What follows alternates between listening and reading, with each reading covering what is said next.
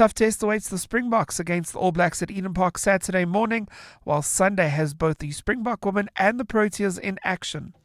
A look at your weather. A partly cloudy Saturday in store for Gauteng with afternoon showers expected. Joburg will drop to overnight lows of 11 degrees and peak at highs of 27. Pretoria is at 14 and 29. Vereeniging at 7 and 28 degrees. A partly cloudy start for the mother city, becoming fine with moderate southerly winds at a low of 13 and a high of 19 degrees. The top story in Eyewitness News this hour. The Madlanga Judicial Commission of Inquiry into alleged corruption within police is set to begin on the 17th of September. EWN, in touch, in tune, and independent. For the latest, visit ewn.co.za or download the EWN app. EWN Traffic. Well, at this stage in the Bryanston area, if you are heading towards the Soweto Roodepoort area, we still have slow-moving traffic. That's on the N1 southbound from Rivonia Road to 14th Avenue in Kempton Park. Traffic also heavily congested on Pretoria Road between CR Swart and Plain Road. Also traveling through Alex heading towards Germiston. You can still expect some delays. This is N3 southbound from Linksfield Road to Van Buren. Also in the Centurion area, there's still bumper-to-bumper traffic on the N1 northbound between Buerta Avenue and Atterbury. In the mother city, there's heavy delays. This is on the M5 northbound between Ottery and Wetton Road, and this is due to an earlier accident. Also in Maitland, there's a slow-moving traffic. This is on Voortrekker Road between approaching Prestige Drive due to an earlier accident as well, and also slow-moving traffic into outbound between Bunga Avenue and Airport Approach. Come across any other traffic issues, please WhatsApp us on 072-702-1702. There's more EWN on air, online, and on the EWN app. And now, The Money Show with Stephen Grootes on 702. Let's walk the talk. The Money Show with Stephen Grootes is brought to you by Absa CIB, proud sponsor of the SARA Rail Conference 2025, powering progress, connecting economies. Good evening, I'm Stephen Grootes, 9 minutes after 6. Welcome to the Friday edition of The Money Show. I don't know if perhaps one of our producers is thinking that you maybe are a little cleverer than you've been for a while. Maybe it's been a sort of clever week or something. Maybe he's celebrating gold. But he's done twice the number of questions for the Friday Biz Blitz. So clearly we're going to need together, all of us, a lot of brains to get through it from around, let's call it sort of 10 to 7. Looking forward to that. You know the numbers on 011 883 0702 and 021 446 0567. We'll speak to Neil Froneman in just a minute. He is still sort of the CEO at Sibanye-Stillwater, but he's also looking at the issue around the Formula One. And he seems to be suggesting that actually it should go to Cape Town. It's kind of at odds with Cabinet because they said today it should be in Joburg, but we'll hear from him in just a moment. Giorgio Armani passing away late yesterday, the fashion designer. And you kind of know you've made it when you're just a surname, you know, when you're just one word. The sort of typical example was probably, you know, Madonna. But there are plenty of South African examples, you know, Zuma, Ramaphosa, Mbeki, just a couple. Motsepe, who was in the news today. But when you're Armani, you're kind of a somebody. We'll hear from David Klali around how he feels about his legacy. And I think we can safely say that Giorgio Armani really did play a big role in fashion, what we conceive, what we think of as sort of beautiful. We'll speak also about the SWIFT system, still concerns about whether or not the Americans could kick us out. And then Norman Goodfellow's being signed to Fine Wine Fellow, the organization. And we'll just sort of talk a little bit about the business of fine wines and where things are going. Patrice Motsepe today was asked, sort of almost guaranteed, are you going to run for the position of president? Are you available? Would you accept a nomination? And from what I understand, he said no. And look, it's easy to say this now, but it always seemed to me incredibly unlikely that he would say yes. I mean, would you, as a sort of very, very wealthy, done incredibly well for yourself, a generationally wealthy person with, I presume, still fights to have and things to do with your money, would you give all of that up to enter politics? Maybe he asked the guy before him, you know, his brother-in-law. your views. 011 883 0702 and 021 4460 567. Voice notes tonight as well on 072 702 1702. The Money Show. With Stephen Grootes, live on 92.7 and 106 FM. Streaming on the Prime Media Plus app. And DSTV channel 856. Well, earlier today, government confirming it was backing the bid for South Africa to host a Grand Prix at Kyalami in 2 years' time. The bid endorsed by the Sports Minister Gayton McKenzie. And you'll remember the plans to upgrade Kyalami, already approved by the F1 Federation. But now the outgoing CEO at Sibanye, Neil Froneman, saying he wants to lead an effort to have the Grand Prix in Cape Town instead. Neil, good evening. I really do appreciate the time. Thank you. So there are already plans to go to Kyalami. Why do you think Cape Town would be better? Yes, good evening, Stephen and listeners. Kyalami is a wonderful track, and I suppose the first thing I should say is it's very pleasing that that cabinet and government support the concept of Formula One coming to South Africa, and in my view, it's something that's got to be done in the national interest. So that to me is very positive. Our view is that Kyalami, being a great track, being a historical track, is just in the wrong place. A lot of Formula One fans are going to come from outside of South Africa, and I just think that Johannesburg is not a favored destination. Cape Town has a high attraction for foreigners and tourists. Both events, whether they're held in Johannesburg or Cape Town, will create socio-economic growth. I mean, that goes without saying. But the other thing is that Formula One is no longer just a race. It's a catalyst for entertainment and a spectacle. And modern tracks today, as you would see if you look at the Formula One races in the Middle East, are entertainment spectacles, and they are theme parks. You have condos built into racetracks at places like Silverstone. They amphitheaters where entertainers such as Taylor Swift and Beyonce, all linked into the Liberty Media Group, come and perform. So it's not just a once a year race, or even twice a year if you include MotoGP. And Cape Town and a new racetrack, a new complex, just seems to be the better option. Now, I know everyone will be saying, but you already have a racetrack, that must be worth a lot. Actually, in the big scheme of things, it's not a big difference in price. We also have a FIA-approved Formula One track. Of course, it's still got to be built.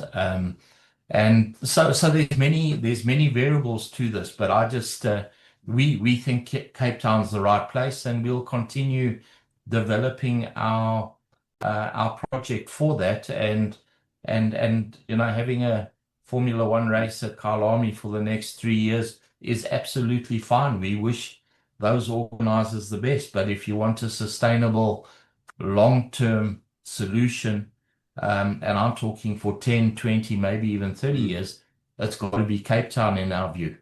You say we. Are you working with a particular group of people? Are you able to tell us who they are? Yes. So initially, we at a very, I think it must be well known, Stephen, we at a very early stage. The group that I'm working with actually asked me to lead their initiative a few weeks back, as they became aware of my retirement from Sibanye. One of the partners is Bobby Hartsleaf, who is the last South African to actually run a Formula One Grand Prix in South Africa, and he ran the last 5 at Kyalami. He previously owned Kyalami as well.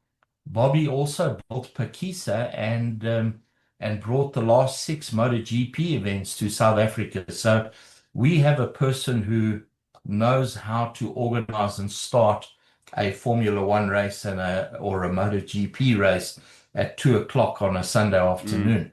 We have that experience in our consortium. Of course, we're happy to share skills if Kyalami becomes the venue that actually is successful, even if it's for 3 years.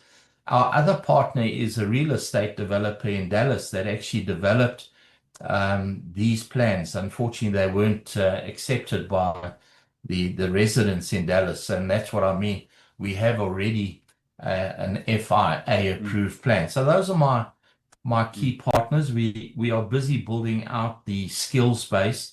That'll take a few months. We need more financial skills. We need more commercial skills to come into our group. Perhaps even real estate development, local South African real estate development. So we're very mindful of what's required, and it's small steps. We've got significant interest from corporate South Africa. We're a group that is known to do what we say. So I think we have credibility and basic knowledge already. There will be, whenever you talk about taking a Formula One to a new sort of city, immediately there will be someone who will say, well, let's do what it's like in Monaco and have street racing. I realize Monaco is usually the most boring Grand Prix of the year. I imagine in Cape Town that's a bit of a non-starter, is it? Yeah, look, there have been Formula E racing on the streets of Cape Town. It's not inconceivable to think of a Formula One race in Cape Town, but you don't get to that bigger complex of entertainment where you have amphitheaters. I mean, the convention center in Cape Town is fully booked. We can build medical facilities, we can build training facilities in the northern side of Cape Town as part of the urban growth. So yeah, look, I think those are second prize solutions. I think the first prize it requires a big investment, and I've likened it to, there's a lot of capital up front. It's like building a gold mine, and then over the next 10, 20, maybe even 30 years, if we do it properly, you extract the gold and you get the returns. But no, we're not driving a street race. Okay, thank you very much indeed. I really appreciate it. Neil Froneman is the outgoing CA at Sibanye Stillwater. 19 minutes after 6. 702. 702. Stephen is on X. At Stephen Grootes. Confirmation led yesterday of the death of the fashion designer Giorgio Armani, someone who's really revolutionized fashion in a way very few have. David Tlale is the owner and fashion designer at David Tlale Designs. David, good evening. Just the name Armani probably tells you all you need to know about the influence of Giorgio Armani. Good evening, Stephen. Thank you for having me on this program. Giorgio Armani has been like an icon from early days when we were still in fashion school. Even prior to that, someone who's like an amazing pioneer of fashion, and someone who has just like stood his ground. And the most amazing thing, that he worked until his very last days. The only time that he couldn't continue was like the previous couture collections, that he couldn't take his last bow because of illness and also, age, frailness. But the impact that he's had in the industry, and also in my personal journey, is learning to stand your ground and develop a brand that can be globally made available and consumed, and not only in terms of just like a fashion brand or clothing brand. It was a lifestyle brand. From Armani Cafe, Armani Hotels, to a diffusion line, which is Armani Exchange and Casa Armani. So, from him, you can just learn as a brand what you're capable of achieving and doing while you are still here on earth. And I think more than anything else is, him mentoring and appreciating new talent, like an amazing designer who's currently based in Milan, Stella Jean, who was mentored by Armani, and now she is a global force, who actually designed the uniform for the Olympics for the country, what is it, in Haiti, the Haitian group. So, I mean, you can actually learn quite a lot. And for us as an industry, I don't think it's a loss. We celebrate his life because the impact that he's had is actually, we can experience it, we see it, we can learn and grow from that journey. Is it right to say, I mean, fashion can seem to me, and I'm a complete outsider, as you know, David, can seem to me to be about trends. Is it right to say he was not someone who followed a trend? I mean, he maybe set trends, he did his own thing. No, he did not follow trends. There's one thing I like about Armani. Color blocking would be in and out. Armani will always stand his ground. He will always follow his signature because over the years he's built a following. And from the couture, which is Imperial, the Imperial collections, the Armani Exchange, and also the ready-to-wear, he's never followed trends. The only thing that he actually, I think, played around is the evolution of textiles and how he fused the latest technology into his collections. But his couture, from a mile away, you can tell that was an Armani, and which is really, really amazing. And also, as designers, even upcoming designers, we can all learn from him that trends are there, to give us insight of what's coming. But when you know what you stand for, you don't need to follow such. Thank you very much indeed. David Tlale is the owner and fashion designer at David Tlale Designs, paying tribute there to Giorgio Armani. The Money Show Explainer. Well, one of the difficulties government is having around dealing with the Trump administration is it's difficult to know what will happen. And there's still persistent speculation that there may be a move to remove South Africa from the SWIFT banking system. Harry Scherzer is the CEO of Future Forex. Harry, good evening. If that does happen, what other options are there for us to try and move money around? Good evening, Stephen. Great to be on. Well, let's take one step back and say, although there was a lot of speculation that this may happen, it's been largely ruled out. What's actually happening is that the US are looking at sanctioning certain politicians from the ANC who haven't been making friends with the US, rather than the country as a whole. So it doesn't look like there's going to be any impact on South Africa as a whole or South African businesses unless those businesses were tied to those individuals. But in terms of what do we do from there? Well, it would be a really tricky situation. We've seen what's happened in Russia, Iran, and others that have been sanctioned from the SWIFT system. And yeah, it's something that really wouldn't be good for our GDP. It wouldn't be good for our economic growth. And luckily, it's seeming unlikely to actually happen. I mean, there are two things that sort of come to mind immediately. The one is that the whole point of SWIFT is to kind of have a global system. So, okay, if everyone who the US doesn't like gets kicked out, well, what is it? And then it would also push us, and there is actually a Russian equivalent. We would probably... I mean, even people who may not like Russia in South Africa, there are plenty of them, might just think, well, there's no other option, or the Chinese system. I mean, it would, I suppose, be counterproductive.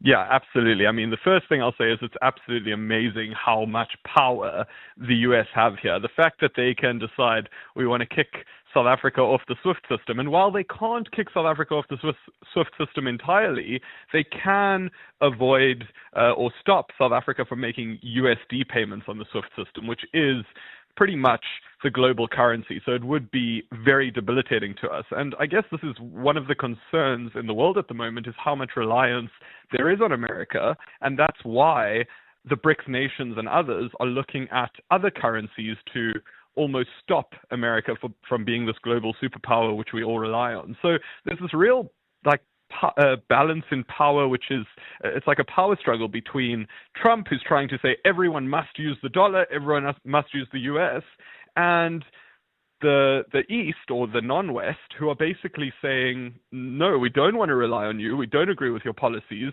Instead of that, we'd like to make our own. But then Trump uses the bullying tactic to say, well, if you try use another currency, we're going to impose even bigger tariffs on you. So it's a real interesting time in the world at the moment with some serious power struggles.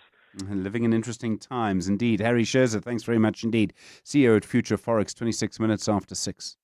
The Money Show. The markets. Patrick Matidi is head of multi-asset strategies at Alawani Capital Partners. Patrick, good evening. Really appreciate the time tonight. So yesterday, Telkom's share price up 13%. That Bloomberg report that MTN wanted to buy them. And today, it seemed to me from Ralph Mapita, the MTN CEO, quite a solid no. Yeah, good evening, Stephen, and thanks for having me. I think had you asked the question maybe a few weeks back, it would have been a resounding yes. But I think what has since come up, which perhaps confirms, Ralph's response yesterday, is this DOJ investigation into MTN in terms of their activities, in the Middle East and all the other countries where I guess that they've been sanctioned by the U.S. So that investigation, unfortunately, will take a bit of time to conclude. But also, based on what we've seen elsewhere, should they be found to have, either aided or baited, any terrorism or any of the charges being put forward in terms of areas for investigation, the fines could be massive, right? And that kitty needs to be put aside in case it happens. And therefore, we don't think it's likely that, you can have that investigation on the one hand and then pursue a corporate action on the other, which, again, if you look at the history in South Africa, such corporate tie-ups could also take a while and therefore, draw on resources and likely side-focus management from the core business. It's a really interesting example of a company which strongly and sometimes angrily denies wrongdoing, having to basically focus on that to the consequence where they can't do something they may want to do. Yeah, and I think that the real sad thing is, that they really can't get out of those countries. They've been trying, by all means over the last couple of years. One, there's no buyer. And secondly, the rules, in country are very, very tricky in terms of navigating and exiting. So I do feel sorry for them in a way, because initially when they got in, it was part of a growth strategy. It made a lot of sense, but unfortunately they kind of picked the wrong countries. And now a U-turn, is pretty much non-existent. You kind of need to just, to just keep, responding to all these queries coming through. African Rainbow Minerals, quite a sharp decrease in earnings. It seems that the price of thermal coal hit them quite hard. Yeah, I think they struggle with thermal coal prices, but also iron ore prices. They have not been able to fetch, sort of export equivalent. And also, I think they have a problem child, within the complex, which is one of the mines, Bokoni, where the costs are going the wrong way versus what they're able to get, from a revenue point of view. So I think, thankfully, they kind of said they will mothball it and hopefully try and focus on the core operations. And hopefully this time around, given what the commodity prices have done, hopefully they also do start to participate in that upswing. And then the gold price. I mean, it's extraordinary how quickly it's going from record to record. I mean, we've gone through sort of $3,500. Suddenly, we're very nearly $3,600 in less than a week. Yeah, I think it's a reflection of, two key themes that keep on supporting it. On the one hand, you've got central bank buying that is still ongoing in an effort to diversify away from the dollar. And then I think the second one is geopolitics. The photo op, between the three guys who are against Trump, so to speak. I think that also spooked a bit of fear into the market, and so the flight to safety is benefiting the gold price. I hadn't thought of that, but you're right. Big events in Beijing today. Patrick Matidi, thank you very much indeed. Really do appreciate the time. Head of multi-asset strategies at Alawani Capital Partners. 6:30, we'll talk fine wine and spirits in a moment. We'll talk about it finally with The Money Show. The time for the latest Eyewitness News. Marky, good evening. There's been a bad crash. Yes, Stephen, in the northwest, where police have confirmed that a total of 4 people have died from a multi-vehicle crash that's heavily affected traffic on the N4 road near Kruendal. Good evening. A diesel tanker, a cash and transit van and a Nissan Bakkie collided earlier on the route. The number of survivors remained unconfirmed at this stage. Provincial police spokesperson Sabata Makhwaboni is urging motorists on the route to practice caution. We can confirm that South African Police Service members in Rustenburg, together with local and provincial traffic, emergency medical services, and fire and disaster management officials are currently attending to an accident scene on the N4 road near Kruendal outside Rustenburg. With South Africa set to open its first underground gold mine in 15 years, Cabinet says this signals renewed investment opportunities in the dormant sector. The $90 million Qala Shallows gold project is spearheaded by Australian-listed company West Wits Mining. The project aims to extract about 70,000 ounces of gold a year from the Witwatersrand Basin, located on the western edge of Johannesburg. At a post-cabinet media briefing today, Minister in the Presidency Khumbudzo Ntshabeni said Cabinet has welcomed the renewed investment in the country's mining sector. This investment signals renewed confidence in the potential of new gold projects and reaffirms South Africa as an mining investment country of choice. With production scheduled to begin in 2026, the South African economy will receive a major boost in new jobs, skills development, and economic development. The DA in the Stellenbosch municipality wants the HR manager captured on video expressing racist views to be suspended.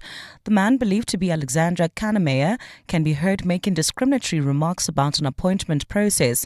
He's also heard promoting unlawful labour practices and expressing his frustration at the hiring of white males over other races. A special council meeting was convened today to deal with the matter. DA National spokesperson Willie Okamp. At today's council meeting, the DA successfully brought a motion starting the legal process to suspend Mr. Kannemeyer. In terms of due process, the employee has 7 days to make representations as to why he should not be suspended. Level 1 water throttling is set to continue in high-demand areas across Johannesburg. At a media briefing today, the utility had given an update on the state of water supply and intervention plans for their infrastructural systems. Joburg Water says some areas identified as high-consumption places and illegal connectivity will be subject to water restrictions to regulate levels. Joburg Water Managing Director Ntshabeni Mokwebo says although restrictions are being implemented, there's no need to worry about foreseeable day zero. On level 1 water restriction and why we're on level 1, because we know that the system the demand overall it's more than what the system can be able to provide, and we need to be able to implement this level 1 restriction. And finally, this weekend, stargazers will be in for a treat as the lunar blood moon will shine across our night sky. A lunar eclipse occurs when the Earth is positioned between the moon and the sun. Astronomers say that an eclipse occurs every 18 months and can be predicted with extreme accuracy thanks to the calculations made centuries ago. Daniel Kahnemer, an engagement astronomer at South Africa's Astronomical Observatory, says ancient civilizations would create stories, myths and legend around an eclipse. They would tell stories to try and understand it, and some of those would be positive omens and some would be negative omens, and some would just be stories. So, I think there's a rich cultural aspect to these sorts of events, and, even today, it's a cultural aspect to us, even the fact that we're talking about it now. A look at your weather. A partly cloudy Saturday in store for Gauteng tomorrow with afternoon showers expected. Temperatures will drop to overnight lows between 7 and 14 degrees and peak at highs between 27 and 29 degrees. A partly cloudy start for the mother city, becoming fine with moderate southerly winds at a low of 13 and a high of 19 degrees. The top story in Eyewitness News. Northwest Police have confirmed that a total of 4 people have died from a multi-vehicle crash that's heavily affected traffic on the N4 road near Kruendal. EWN Traffic. Well, things have settled down pretty nicely across most parts of Gauteng, but however, we still have those slow-moving traffic. That slow-moving traffic, this is in the Protea Glen area on the N12 westbound between the R554 Abu Bakr Drive and the R558. Also traveling into Soweto, that's in the Deep Kloof area. There's slow-moving traffic on Chris Hani Road opposite Bara Hospital. in Roodepoort heading towards El Ratong. Traffic is a bit sluggish on Randfontein Road between Corlett and Adcock in the mother city. Look out for slow-moving traffic. This is in the Paro area at Ryan and First Avenue. Delays there due to an accident. Also, slow-moving traffic into outbound between Bunga Avenue and Airport Approach. If you come across any other traffic issues, please WhatsApp us on 072 702 1702. There's more EWN on air, online, and on the EWN app. Beyond every boardroom is a story waiting to be written. A story of a business and its potential, of a community that thrives, a hospital that serves, and energy that powers millions of dreams. It's a story that only gets better with a partner that has the expertise and solutions to make it a reality. At ABSA CIB, we are invested in your story, and we invite you to write it with us, because your story matters. ABSA, an authorized FSP and registered credit provider. Saddle up for springtime success with Hollywood Bears. Experience the thrill of the turf and take a shot at a share of 100,000 Rand in cash and betting vouchers. All you have to do is bet 50 Rand or more on any horse racing meeting online or visit your nearest branch to enter. Spring into action and bet now for your shot at exciting rewards. T's and C's apply. Hollywood Sportsbook is a licensed betting operator. No persons under the age of 18 years are permitted to gamble. Winners know when to stop. South African Responsible Gambling Foundation toll-free counseling line 0800 006 008 or WhatsApp help to 076 675 0710. When you're uploading massive files, does it really matter what your internet's download speed is? With business class internet, you get a connection that's as fast going up as it is down. Your company deserves business class internet because just reboot the router isn't a business strategy. Find reliability at vodacombusiness.co.za. Together, let's build the extraordinary. Further together. Vodacom Business. 702. 702. Stephen is on The Money Show. 6 to 8 p.m. Well, plenty of things to sort of think about with Giorgio Armani, and I know there'll be plenty of people who can make intelligent comments and suggestions about his influence on style, and I'm, well, disappointed, and this won't come as a surprise to you to know that I'm not one of them. I know he's around, I know he matters, I know the name is there, I know people who talk about him, I met people who think that he's very important, I think that he is, but I have no idea. I mean, fashion is just not a language that I speak. And I wonder if maybe fashion is a language that you speak, and I know plenty of you speak much better fashion than I. Maybe, actually, this is the kind of person where you start to think a little bit about why we wear what we do. What I do know about the world is the cumulative sort of work of someone like Armani probably has had an influence on what I'm wearing right now, or on a shade of the color of something that I'm wearing right now, in a way in which I don't even think. I suppose the point I'm trying to make is that everything is sort of connected to itself.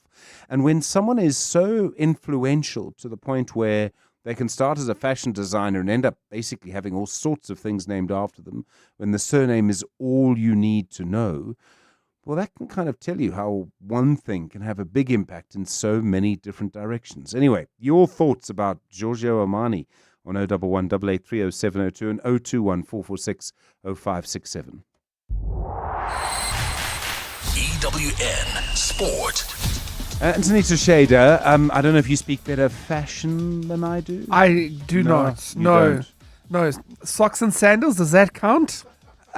Depends where you are. Probably one Might way. depend on the season and whether it's in style, at I that feel time. like it would be in style all year long. Really? Yeah, in winter. Never you've got hearing the Joburg. warmth. Yes. It's Bafana tonight, right? It is indeed, Stephen. We will start out at the Free State Stadium, where Bafana have taken the lead against Lesotho. 40 minutes on the clock. Earlier, we saw Nkota getting the opener as South Africa lead 1-0 there. Also in our group, we have Zimbabwe up against Benin. It remains goalless after 35 minutes. We'll have to wait for the final meeting in the group, Nigeria and Rwanda, which takes place tomorrow evening. Meanwhile, JC Kriel will captain the Springboks for a third time in a test match as they battle the All Blacks in the Rugby Championship Saturday morning. Siya Kolisi was not in the coach's original plan for the game, but was a late inclusion after Jean-Luc Dupree suffered an injury in training. First of all, it speaks volumes of the kind of leader Sia is. We all know that Sia is our captain. Obviously have got that role this weekend, and something that I take massive pride in leading this team and doing my part. Yeah, it's a massive privilege. I wouldn't have thought that it would be happening. The most important thing is that I do my job and that I do what is expected of me as a player. Then the rest obviously takes care of itself. Kickoff at Eden Park is 9:05 Saturday morning. Before that, the Wallabies tackle Argentina. For the Springbok women, they play their last Pool D game at the Women's Rugby World Cup Sunday afternoon against France in a straight shootout for top spots, with both sides already qualified for the knockouts. Coach Schweiss de Bruin spoke on the Europeans. We want to brush up a bit on our defence a bit more, especially out wide. But playing against France, firstly, their defence is very good. Italy couldn't score a try, and for that matter, get a point.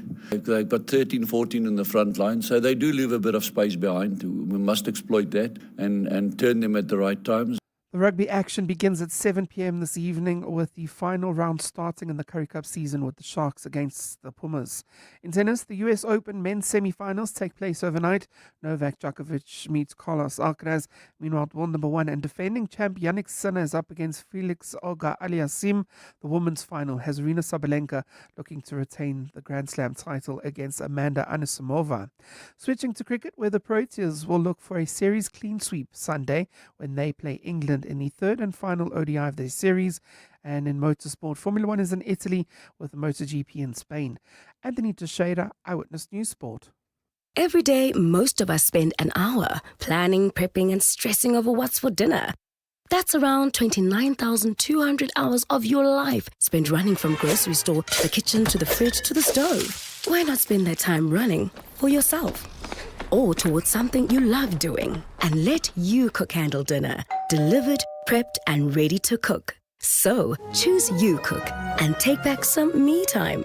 Visit youcook.co.za to find out how. This year marks YouTube's 20th anniversary, and to celebrate the milestone, they're introducing the YouTube Works Awards to South Africa for the very first time. The global program, which has already highlighted creative excellence and effectiveness in more than 15 countries, now comes to our shores to showcase the most original and impactful campaigns running on the platform. On the 10th of September, YouTube will host a high-profile awards ceremony recognizing the brilliant creative talent behind these ideas and officially announcing the 2025 winners across a range of categories.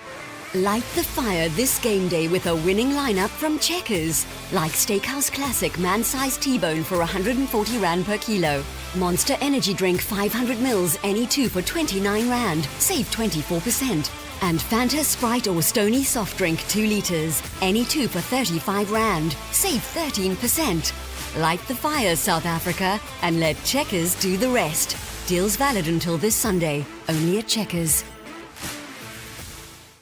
702 with Stephen Grootes. Email him on stephen@702.co.za. Just to remind you, the Friday Biz Blitz in a couple of moments, and we have a bumper edition tonight. We actually have 9 questions. So we've had 1 or 2 people get through and answer 4 or 5 questions correctly. This is the first time, insofar as I know, that we've been doing the Friday Biz Blitz. You have a chance to get 9 answers correct in a row. And that might be a good way for you to start the weekend. 011 883 0702 021 446 0567. The Money Show. The Friday File. The Friday File. Well, confirmation today. The group Fine Wine Fellow is buying Norman Goodfellows. I think Norman Goodfellows must be one of the most well-known, one of the best-known wine and spirit shops around. Jason McAvoy is the CEO at Norman Goodfellows. Jason, good evening. Thanks so much for joining us on Friday File tonight. Thank you for having me, Stephen. It's an honor. Why did you agree to the deal? I mean, is there something going on in the industry that we should all know about? No, so for me, I've been running the business for close on 5 years, and I've been partners with the Kramers for 17 plus. But I go from having I'll go solidly 71 this year, and I think looking for an exit. and I've got my new shareholders are 45, so it's new energy. Okay. Do you think, I mean, if you look at the way the industry is at the moment, and we all remember the disruptions during COVID, but otherwise the kind of industry is a very sort of stable industry, by which I mean you can invest and kind of keep going over a longer term. Do you see any changes coming up that might just affect the kind of trajectory of the fine wine and spirits industry at the moment? But our business is the retail, but our retail doesn't really compete with the big guys. We destination retail for range and advice, and then we supply restaurants and hotels and pubs and clubs with not only food, not only beverage, but food as well these days. So what we're seeing is a tough economy, but we don't see the industry significantly changing within the space that we operate. I have a friend, and he, well, more than one, but a particular friend, and he had a bottle of whiskey that had actually been sort of almost passed down to him from a previous generation. It was at least 30 or 40 years old. And he and I happened to be looking at the empty bottle and thought to ourselves, well, we'll never see it again. And he said, well, he knows where to go and look, and you'll be pleased to know that he found it. How difficult is it to keep such a big stock list, such a big list of stock that maybe someone will buy something or one item of it maybe only once a month, whereas in most other places it'll be, once a week? If you want to be a retail destination, you've got to have the range. We have over 6,000 SKUs in our Johannesburg warehouse that obviously fills the shops, and 4,000 SKUs in our Cape Town warehouse. That disparity comes from the fact that the Cape Townians, both private and business, like to have a direct relationship with wine farms. Yes. But the cost of doing business and being a specialist is having the SKUs. Okay, so you've really got to keep it, and you've got to keep it where you can get it quite quickly. But you do have to actually have a lot more. You have to have a much wider range than just about everybody else. Well, otherwise there's no differentiation. And if your plan is to be destination, we've got over 200 champagnes in our retail stores, listed in our retail stores and stocked in our retail stores. If you go to a convenience retailer around the corner, you'd be lucky to find 15 or 20. Is there still a big focus on premium brands in South Africa? I mean, there were times when, one of the big retailers would kind of have a massive advert for a bottle of whiskey that was 200,000 Rand or something insane. That focus on premium brands, is it still there? For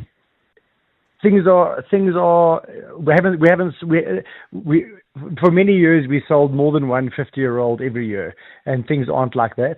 On the super premium, there is certainly a contraction. There's a portion of our market where premium and even super premium carries on, but it's not what it used to be 3 or 4 or 5 years ago. It's interesting. I mean, where does that go? Does that go to the next level? So there's a concept I heard of this week actually, and I loved it, and I could see it. That in South Africa we like to flex. So if you're drinking, and the context of this conversation was cognac, and they say if you're drinking by yourself or with your wife or your friend, you might have a VS, but if you're having friends over, you'll stretch to the XO because you want to show everyone that you're good to do it. And that people would do that rather than pay off debt. They would leverage up more debt to make sure that they're flexing. Sure. So super premium and premium carry on, but maybe more selective occasions. It's interesting that it happens like that. Price matters in most things. I wonder if it matters as much for you because you have differentiated yourself, and you have quite successfully as Norman Goodfellow. This is sort of a name that many, many people have heard of. Does price maybe matter a little bit less for you than it does for other people because that's not actually what you're competing on? So on KVI lines, they call it in the industry, so on like a Jameson's, Johnny Walker Black, Hennessy, Verve, Moet, Laurent Perrier, people are very price sensitive. So you have to be competitive. Our aim is to be within 10 Rand on those lines versus our competitors. But when it comes to things that you can't get everywhere, you have a little bit more latitude. But don't get me wrong, the margin in liquor is very small, so there's not huge amounts to play with. There's been a lot of sort of issues around trade and concerns around tariffs. Is that going to affect some of the markets that you deal in? I mean, we all know the stories of people who come to South Africa from Europe or from the States and are amazed at how cheap our alcohol is compared to where they are.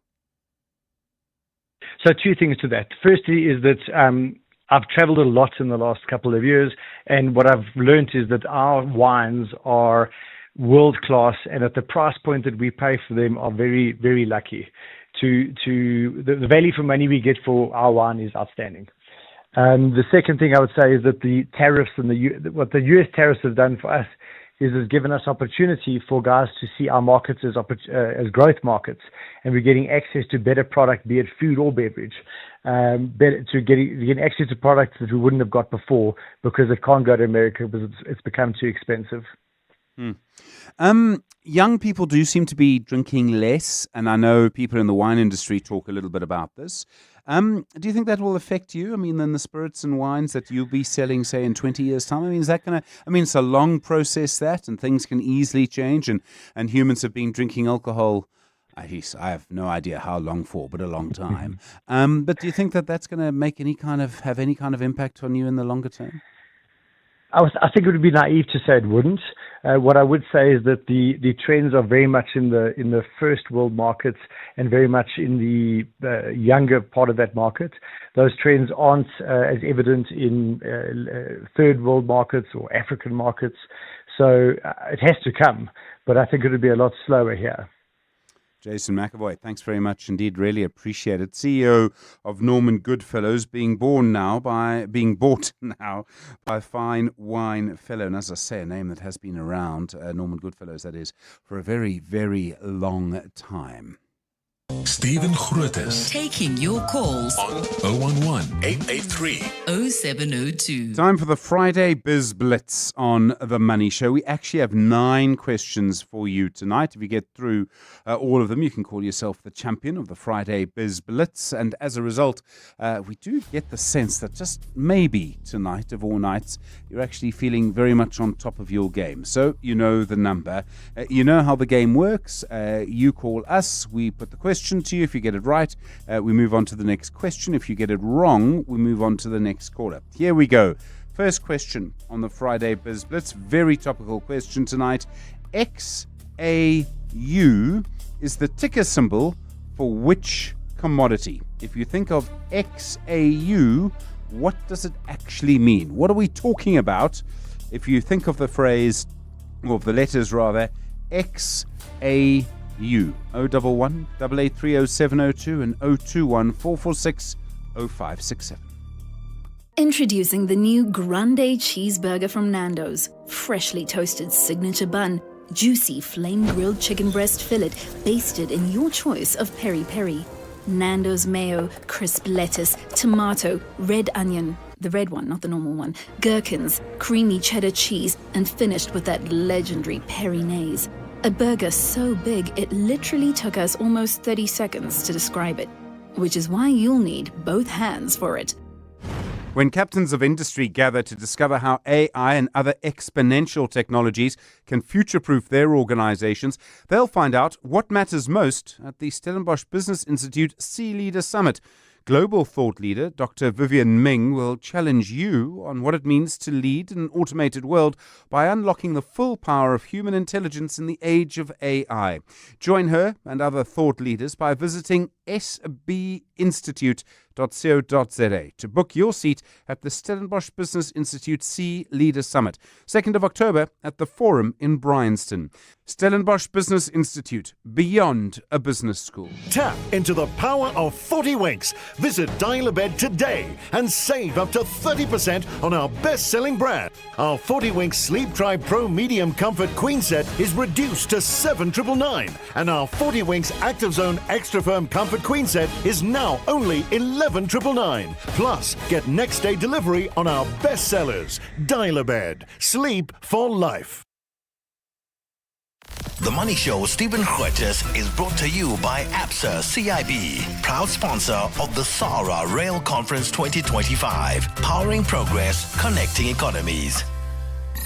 The Money Show, Friday Biz Blitz. Well, first question on the Friday Biz Blitz this evening. XAU is the ticker symbol for which commodity? We have questions 2 around the US magazine Vogue, Blue Label Telecoms, and one of the questions is going to be about a global food giant that was in the news this week. But first question for you on the Friday Biz Blitz on 011 8830 702 and 021 446 0567 is XAU is the ticker symbol for which commodity? And it is a commodity which has been in the news and has been in virtually every business bulletin that I've done this week because of the particular record that it's really been involved in. So XAU is the ticker symbol for which commodity? It's the first question on the Friday Biz Blitz for you this evening. Questions still to come around Vogue, around Blue Label, around a clothing brand, and one or two of our banks as well, and also a question about Toys R Us. So first question tonight on the Friday Biz Blitz. XAU is the ticker symbol for which commodity? Would be the first question on the Friday Biz Blitz on 011 8830 702 and 021 446 0567. It is, as I say, a commodity that's been really in the news for the last few days and really the last few weeks before that. There's really no other way to describe it. Let's go to Rosebank, I presume, in Johannesburg. Mandla, hello. Hi, gold. It is gold, yes. And it's seen as a currency pair, XAU, a USD, so that's dollar, obviously. Okay, second question, here we go. After 35 years, which legendary editor is stepping back from the helm of the US magazine Vogue? The lady, man. Mandla. That lady, man, I've forgotten her name. Sorry, Mandla. Let's try. Let's go to Dave in Edenvale in Joburg. Dave, the editor stepping back from the helm of Vogue in the US. Stephen, it's Anna. I'm going to give it to you, Dave. It's Anna Winter, yes. Okay. Yeah, Winter. Blue Label wants to list which telecoms company on the JSE. It's one of the well-known networks. Blue Label wants to list which telecoms company on the JSE, Dave? Ooh. Come on, Dave. Cell C? Yes, it is Cell C, Dave, yes. Yeah, great. Okay. Which global food giant sacked its CEO, Laurent Frixe, over an office relationship scandal this week? It's a global food giant. If you drink any instant coffee, you'll know them. They fired their CEO. Nestle. Yes, Nestle. Okay. The unique clothing brand is controlled by which JSE retailer? They had their results out this week, but the unique clothing brand, UNIQ, who owns them? Sure. Come on, Dave, don't fail me now. The unique clothing brand, Dave, you're going to kick yourself. There's someone who knows you, who can hear you right now going, come on. Unique clothing brand listing on the JSE. It's controlled by which retailer that's on the JSE. So which of the big shops, which of the big supermarkets owns Unique? Unique. Come on, Dave. Checkers. Yes!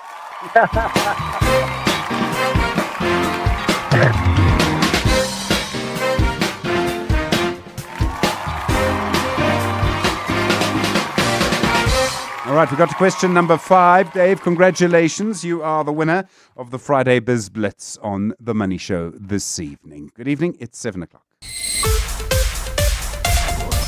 This is EWN. Good evening. I'm Mikey Malapo. Parliament's ad hoc committee probing police interference and corruption has added former Minister Bheki Cele to its list of witnesses.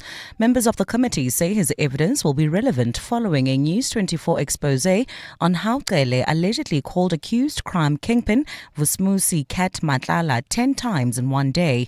The committee took the decision at its meeting on its preparations today, and Babalo Ndenza has that story. Following the adoption of the ad hoc committee's terms of reference last month, members have moved quickly to start calling in witnesses. The committee reaffirmed its decision that KwaZulu-Natal Provincial Commissioner Nhlanhla Mkhwanazi would be the first material witness to appear. The parties also agreed to the proposal that Bheki Cele should be invited. Committee Chairperson Soviet Lechanyane. The meeting has agreed to add the name of Bheki Cele to the list of the witnesses that we have agreed on. Committee member Ian Cameron says Cele's connections to people that are under investigation is relevant. Even more critical after the expose last week regarding Bheki Cele that allegedly called Vusimusi Kat Matlala 10 times on a day in May. The committee says of the witnesses invited, 5 of them have responded and are ready to make submissions. Babalo Ndenza, Eyewitness News.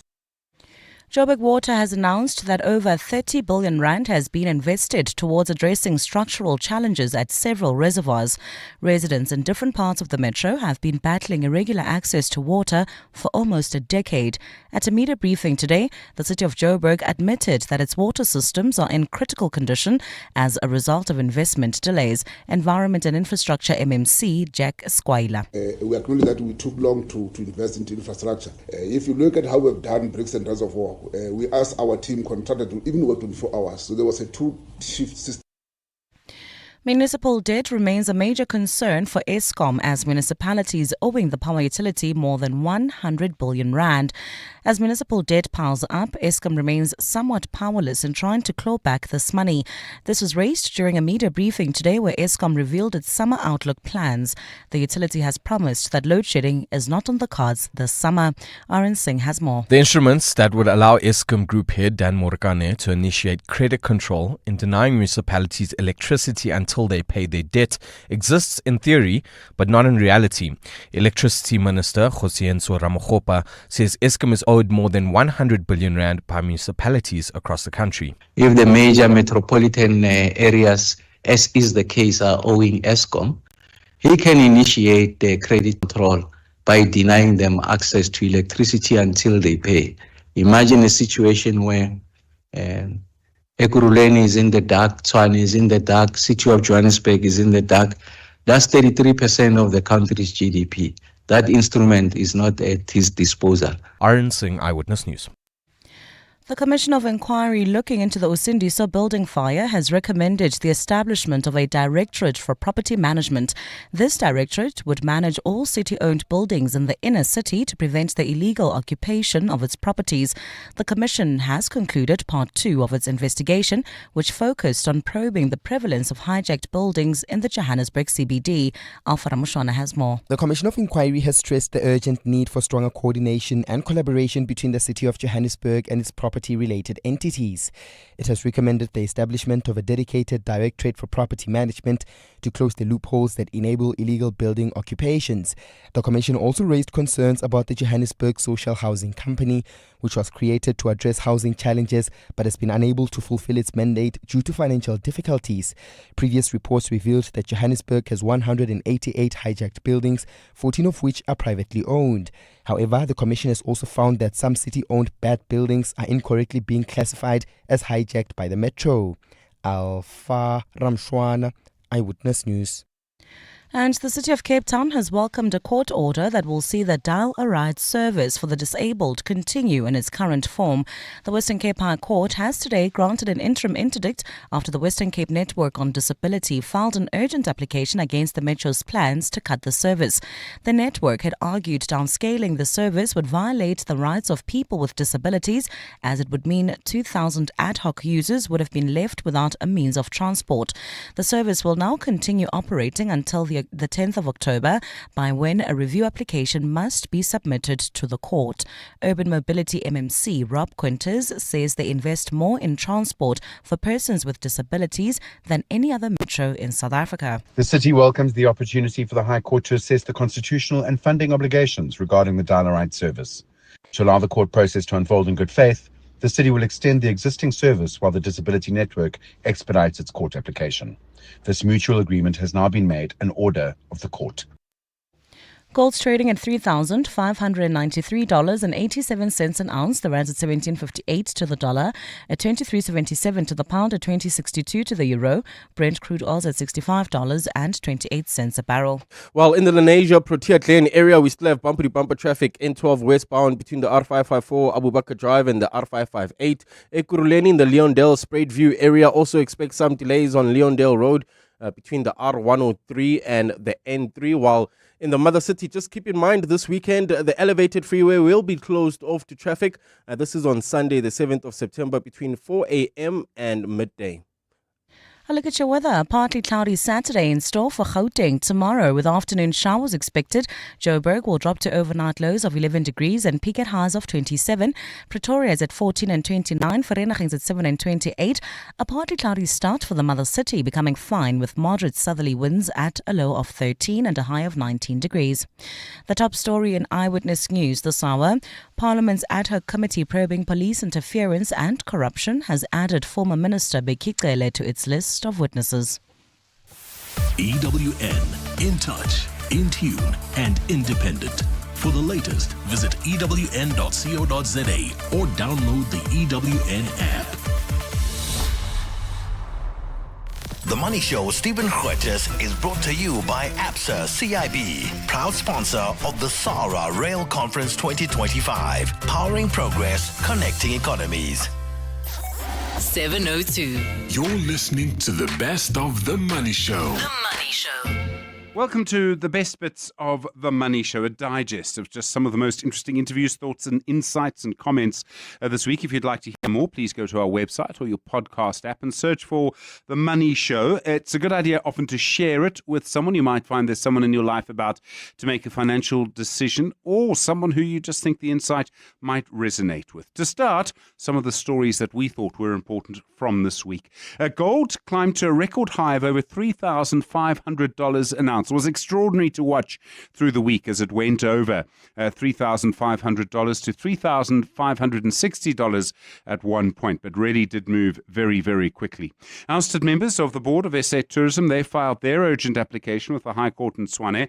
They want to overturn the decision by the Tourism Minister, Patricia de Lille, to dissolve them. There's a lot going on in that story, as you know. The Italian fashion designer and billionaire brand owner Giorgio Armani passing away at the age of 91, and an appeals court in Washington, D.C. saying that some of the tariffs, most of the tariffs, in fact, imposed by the U.S. President Donald Trump are unconstitutional. He says he'll appeal. It really does just add to the tariff uncertainty at the moment. Tonight, we bring you a mix of stories from the world of money from the week that has been. This week, our business book review, Ian Mann, the managing director of Gateway's Business Consultants, looked at the book Lifting Up, the Transformative Power of Supportive Leadership. It's by Jen Ma. And Ian particularly looking at how it wants supportive, human-centered leadership, and particularly at a time when it seems to me being a leader is perhaps tougher than ever. I think it's actually very practical, and I think that's why it's very useful. The fact is that if you look at employee equity, and there's been quite a lot of work done, Gallup polls done work on employee equity regularly and often, and what they've come up with this is that the most important person in employees being engaged, not equity, sorry, engagement, employee engagement. Most important thing in employee engagement is management, more than anything else. And that the most important manager, the most important thing a manager can be is to be supportive, to be a supportive manager. And the good news is that supportive management isn't a natural trait. It's something that can be learned. And that what this book does is it basically gives you a way to understand what you need to do and then how to do it. I think in that sense it's very valuable.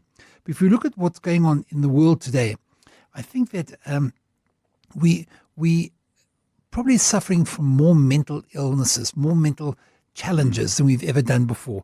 Everything from the anxiety disorders all the way through to depression and to burnout. I think that is so common in the workplace today. And it's got to do with all of the fact that we're living under such pressure and the world is not getting any easier. And if certain parts of the world are more difficult, where we are is very difficult. And under those circumstances, the role of the manager, and the Gallup poll showed this, the manager is the most significant person in your life, probably equal to, according to the stats, equal to that of a partner. Sure. So if you had a bad day with a partner, it'll mess up your ability to function for a little while. Yeah. Exactly the same thing happens with the manager, except that you probably spend more time with the manager, or you could be spending more time with the manager than you do with your partner. So it becomes terribly important that we know what to do. In addition to which, we're starting to employ Gen Zs. Those are people born after 1998 about. Those people are the most different people we've ever had as our children or our employees. Really? It's a big thing to say. No, It's interesting. They're the only generation that grew up with a cell phone in their hand. Ah, yes. When we meet next time, I'll be able to share with you the impact of social media on everything, just the way we perceive reality. Now, those people are suffering as well, and by the way, they've got much higher, and we don't understand them. We really don't understand them. Now, if you look at what a supportive leader can possibly do or should be doing, probably the best example is this: the woman who founded the hospice movement. She used to communicate. This is a quotation. She used to communicate to people that you matter because you're you, and you'll matter because you're you until you pass away. And that she said that the people said of her that was a message you got from her, incredibly strong message, and that was very, very affirming. I think we have to do the same sort of thing with our staff, except obviously at a different level. But the point of noticing people, I notice you as a person. The key issues to make it happen is to notice, to affirm, and to let people know you need them. What we don't do much of is we don't notice people well, how they're doing, how they're feeling, what they're thinking, what issues are they dealing with. We don't affirm them by saying to them, that presentation you did, I can really see the effort you put in, just that much. Or what you did, your presentation really helped us to close the deal. The reason we don't do that is because we go into what they call the awkward zone. And the awkward zone is the gap between our compassion and our ability to act. And often we're stuck in the awkward zone because we simply don't know what to do. And we have staff issues, which could be anything from colleagues not, you can't get on with colleagues, or you've got family issues, or you've got work issues, you just complainers with no solutions. All those sorts of things happen in the workplace, and you have to respond to them. The way most people respond is they either try to be the fixer. Yeah, I know you're getting a divorce. You should know when I was getting a divorce. And the person looks at you and says, your divorce has got nothing to do with me, and it's not the same. Or you get other people who aren't fixers, but are deflectors. So when you tell me that something's really going wrong in your life or your workplace, I just deflect. I'll talk about anything else except that, or I'll ignore you, which just makes it worse. Or I don't know. I'll try and sort out your play. The fact is, and she gives a fabulous example, which captures absolutely everything. She believes that we don't need verbs. Sorry, we don't need nouns when somebody's in trouble. I don't need to empathize with you. Empathy is a noun. I need a verb. She describes she moved into a new village, and before she moved in, somebody said to her, our kids are going to be the same age. When you move into this village, let us know we'll have a carpool. She said the first day she moved in, the woman said to her, how's it going? She said, it's terrible. I've got all these things to do. I'm not coping. And the woman, instead of saying, I really feel for you, I know what it must be like, the woman said to her, do you have food in your fridge? And she said, no. And that was it. And she said the woman came back about an hour later with all she could possibly need for breakfast the next day and a bottle of wine. Yeah. We don't need, and this is a very, very important point. If you're not somebody who's naturally empathetic, naturally supportive, we don't need that. Just verb people. Things are going wrong. Do you need any help? Is there any way in which I can connect you with a counsellor? Is there any way that I can have a conversation with you and your colleague?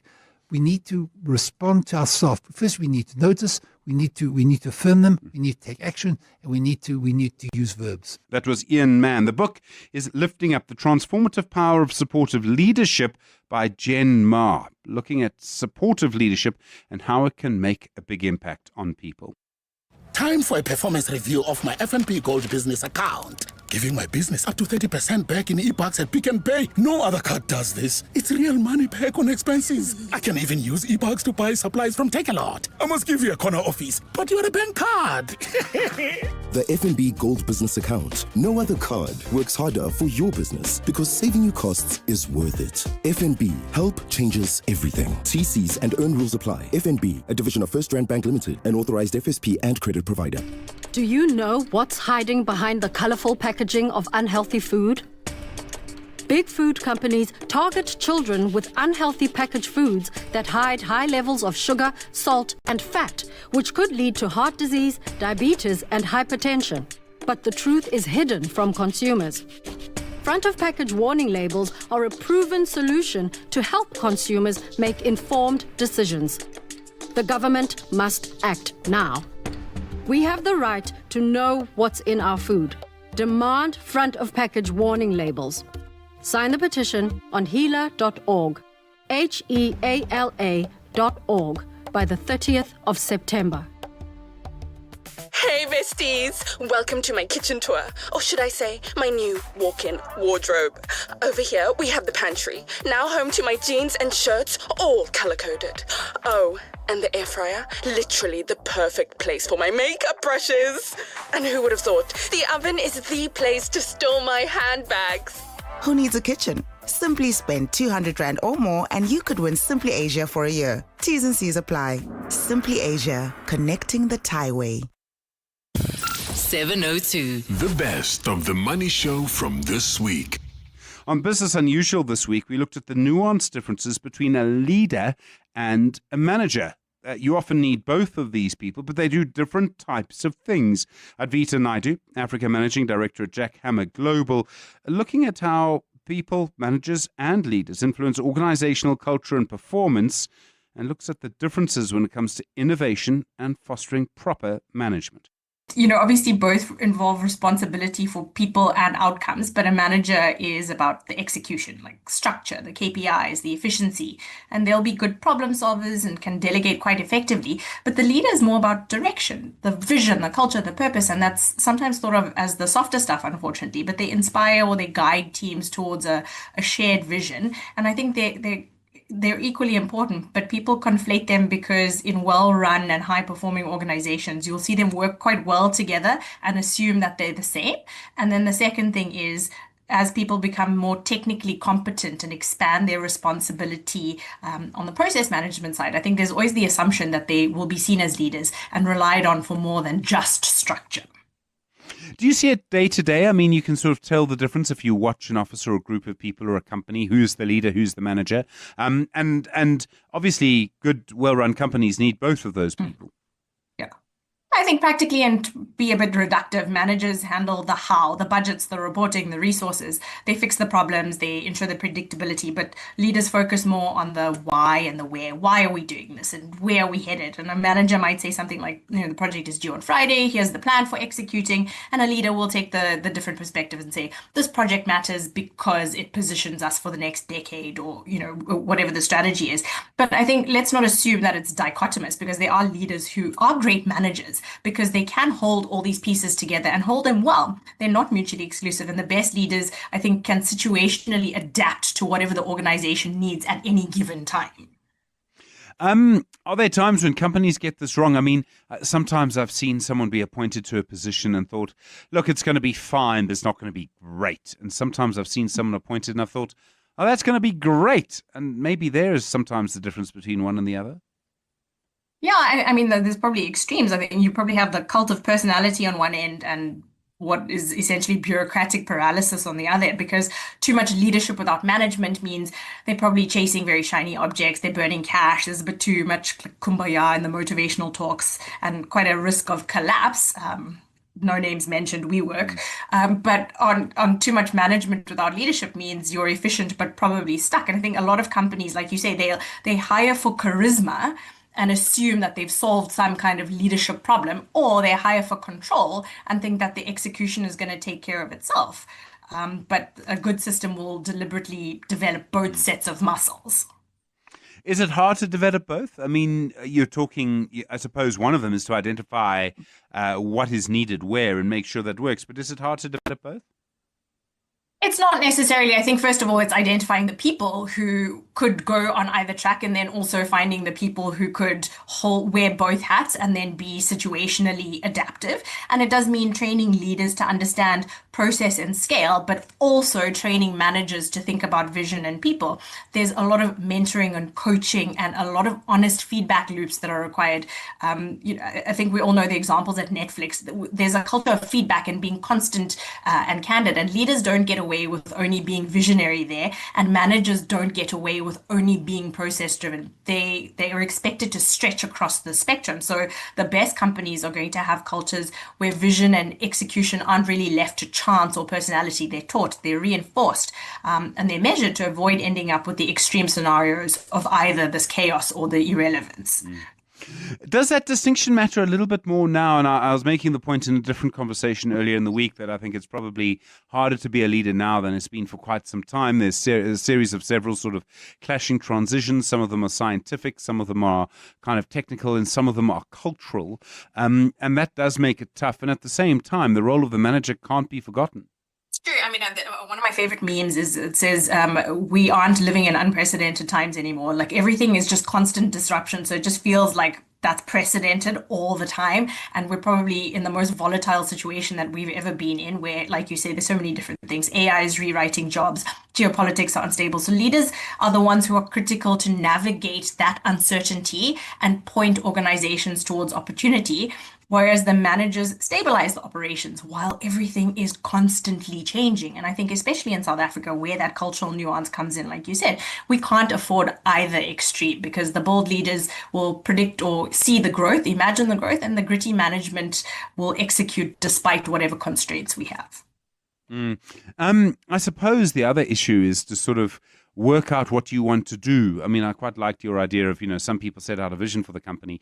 I know a good leader sometimes has been able to empower people to do whatever is the right thing for the company in a situation just by example. Now, a manager won't necessarily be able to do that, but can still encourage it.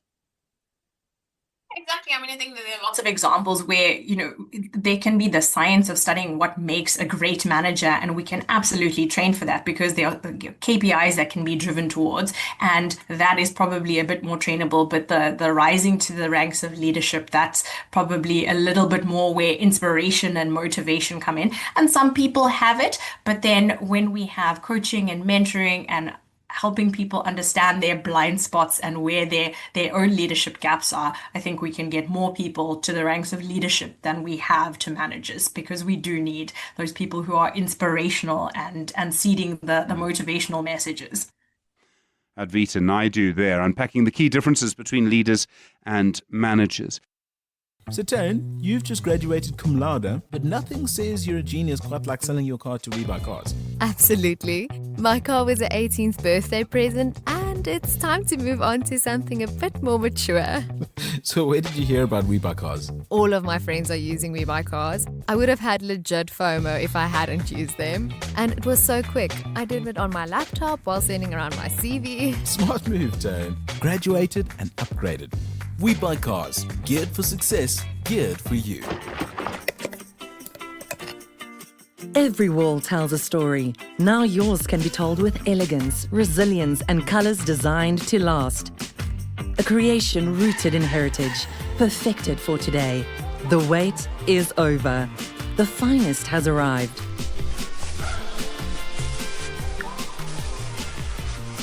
Discover the finest, only at Chamberlain.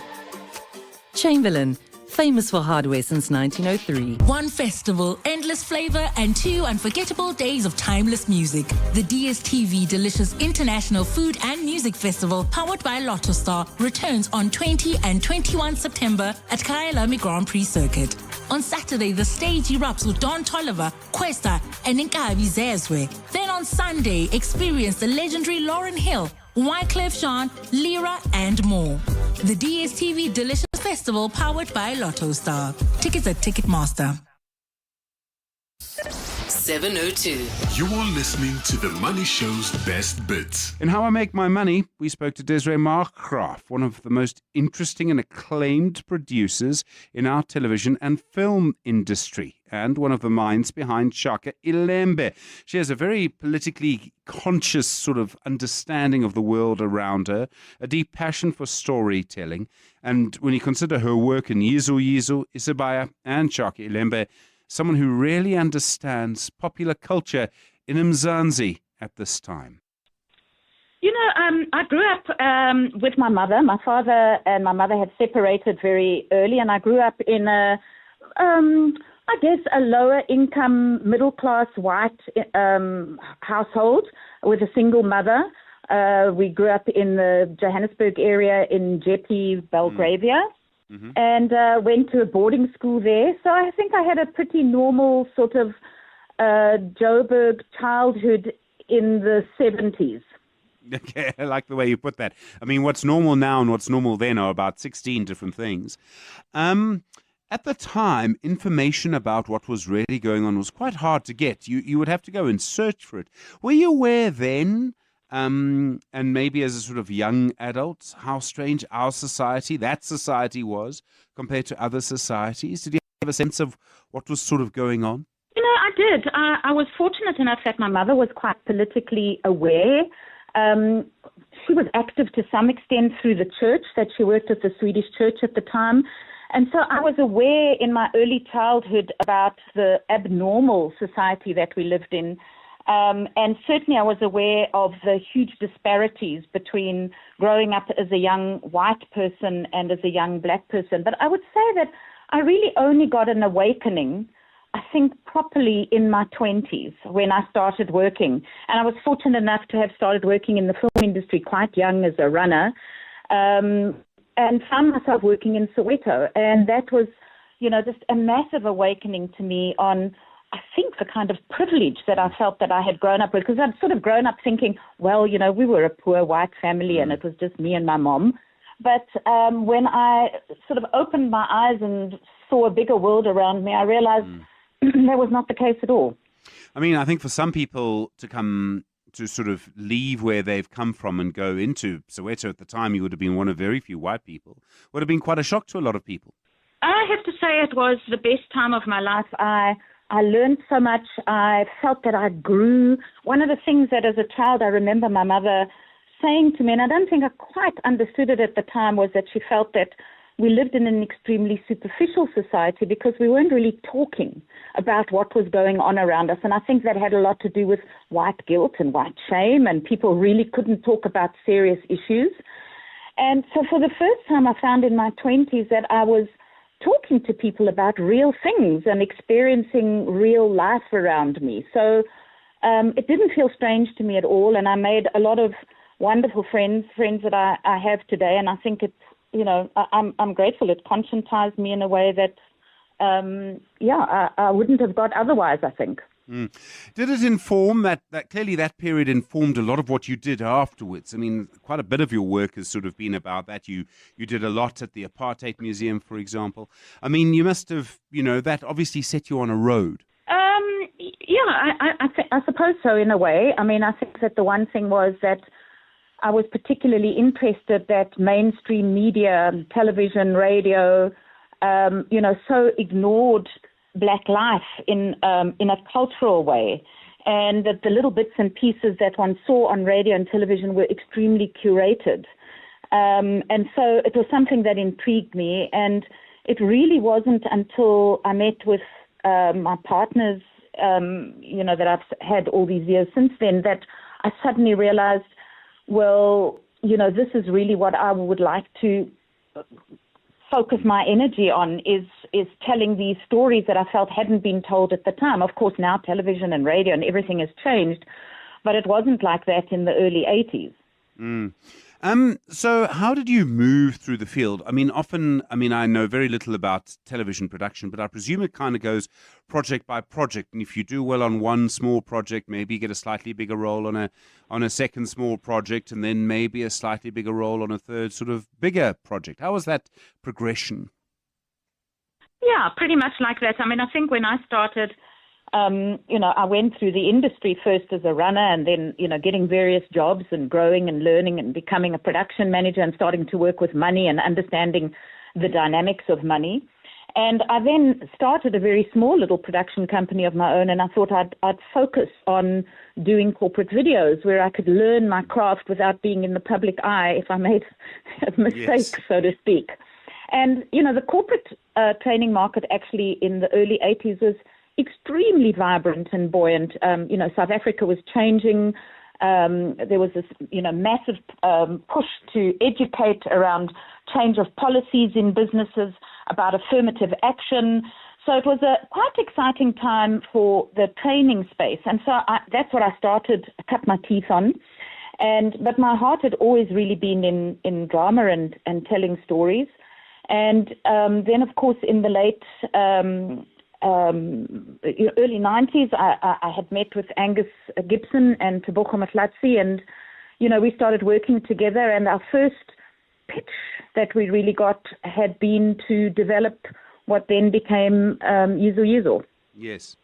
I mean, I've spoken to Angus Gibson once or twice, and I mean, he really, the group, what you were doing at the time, really set popular culture for generations of people in South Africa. And Yizo Yizo was a big part of that. Yes, it was such an exciting time, Stephen. I mean, we were sort of on this exciting moment with the end of apartheid, and South Africa felt so absolutely full of possibility. And it was the first time that we were able to really tell stories that felt like it really reflected, the whole of our population.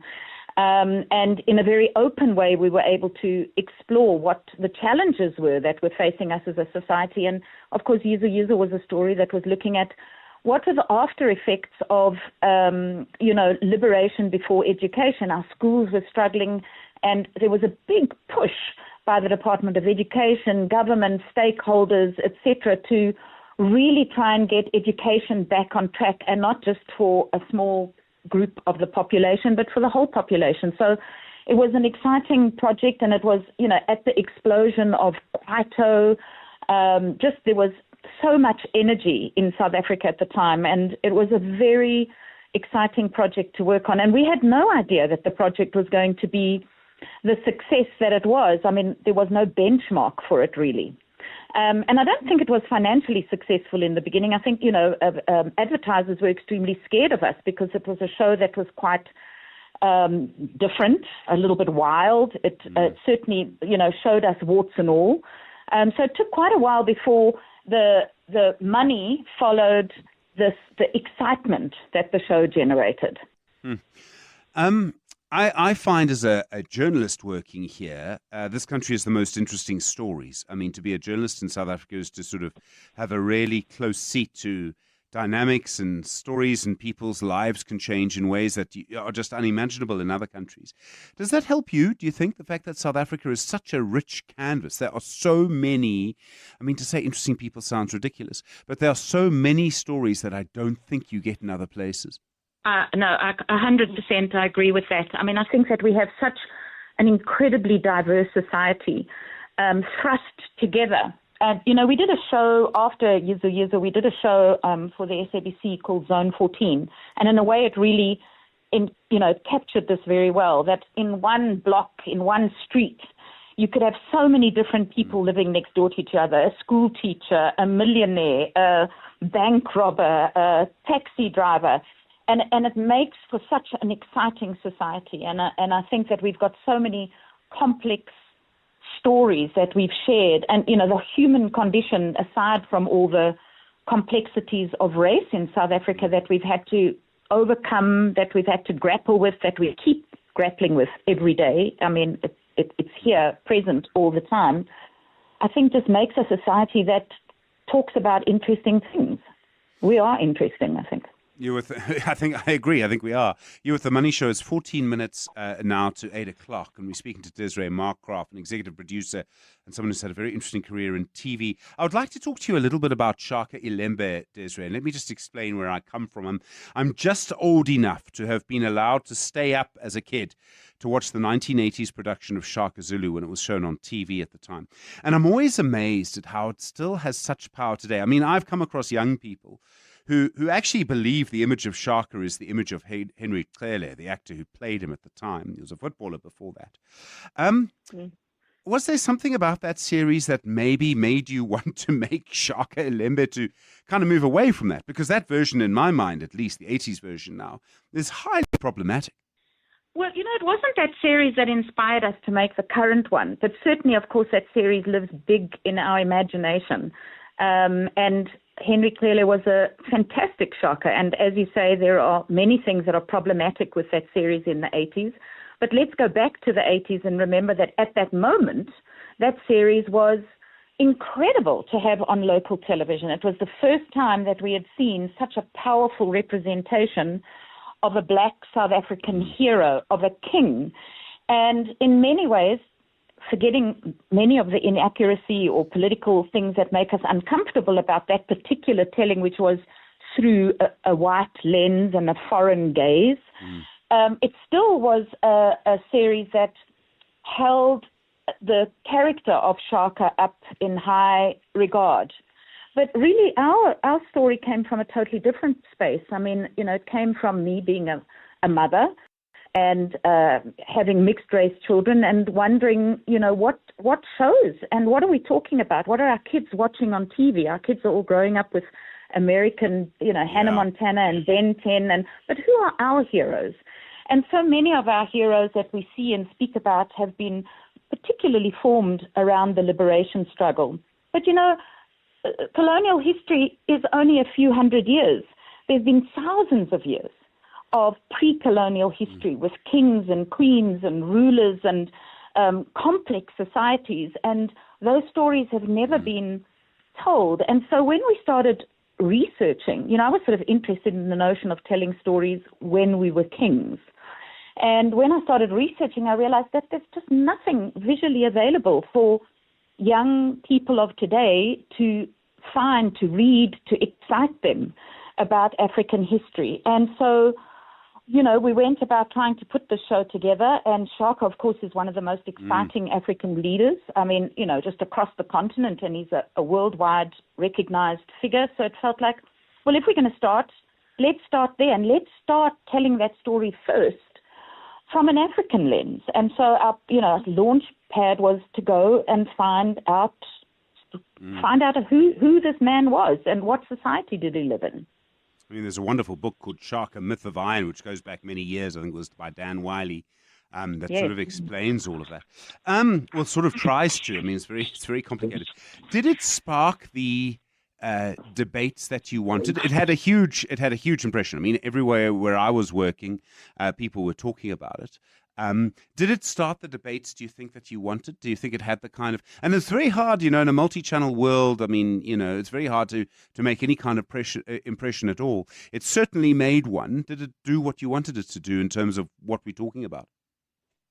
Yes, I think so. And I think that it's a slow burner, that it'll continue doing it because, what we wanted to do was get people starting to talk about South African history and the people who, populated this continent, and in a way that getting people interested, getting people starting to look at their own history, their own ancestry. We spent a lot of time meeting with people, meeting with descendants, meeting with members of the royal family, meeting with oral custodians, meeting with praise singers, so that our telling was not just the telling that was in history books, but also trying to really understand the cultural nuances in which the story felt like it should be told. And I think that the time taken to do that has resonated. We've had an incredible team with us.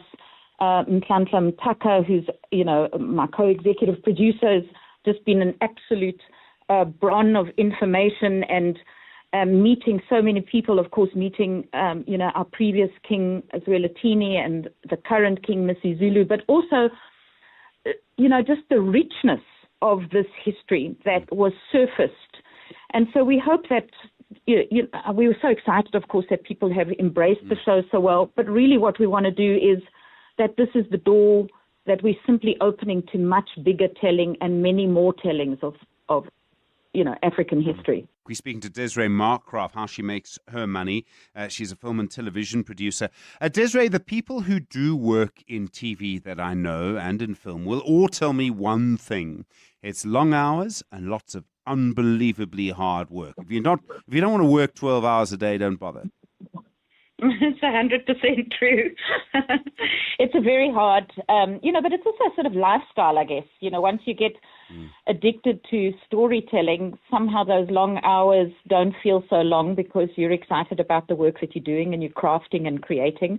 But yes, they're very long hours and very early mornings. And I imagine a lot of teamwork as well. You actually need to get on. You're going to chew a lot of fat, talking a lot of nonsense to each other while you're waiting for the next shot or for the sun to be just so. Yes, there's a lot of teamwork. There isn't really that much time for talking nonsense, to be honest, because, you sort of have to be ready. Each department has to be ready for when it's their turn to be on, so to speak. But, the other thing about it is that on a show like Shaka Ilembe, for example, it has this sort of massive ability for employment. In the last season, we employed close to 20,000 people. Sure. And of course, many of those are background extras, so they're there for a day only or 2 or 3 days. But even there, you find on a set, there'll be 400 or 500 of us there. There's a real camaraderie that happens because we're all there for the same reason. And, on a show like Shaka Ilembe, of course, we all feel very strongly about what we're doing and the importance of the sort of legacy of what we're doing. So, yeah, there's camaraderie and long hours, but, often a very good energy in those spaces. So you come away after a 3 or 4 month shoot feeling like you've made family and you've built something together, and then suddenly this family is disbanded, which, of course, leaves you feeling a little empty for a few weeks afterwards. No, I'm sure. The way in which we entertain ourselves is changing, and I mentioned earlier that Shaka Ilembe landed in very much a multi-channel world, by which I mean hundreds of channels, everybody watching things at different times, very different from, say, watching TV in the 1980s. Do you think the demand for content like that, I'm talking about episodic series, 46 minutes or so, maybe an hour, maybe in some cases an hour and a half if you look at something like Yellowstone. Do you think the demand for that is going to continue? I think that good storytelling will change its forms a little bit in different ways. But yes, I do think that demand will continue. And I think that is about, in a way, these big television drama series is the new book. We're reading at the moment little bite-sized things on our phone, and so much information is flying at us in bite-sized moments. And there is something about just sitting down with a cup of tea or a glass of wine and enjoying a good story for an hour. And so I do think that there's, still a lot of life left in this form of storytelling. Desiree Markgraf there, talking about her journey in television and film, and really talking about storytelling. The Money Show, Stephen Grootes, is brought to you by ABSA CIB, proud sponsor of the SARA Rail Conference 2025, powering progress, connecting economies. The best of The Money Show on 702. 702.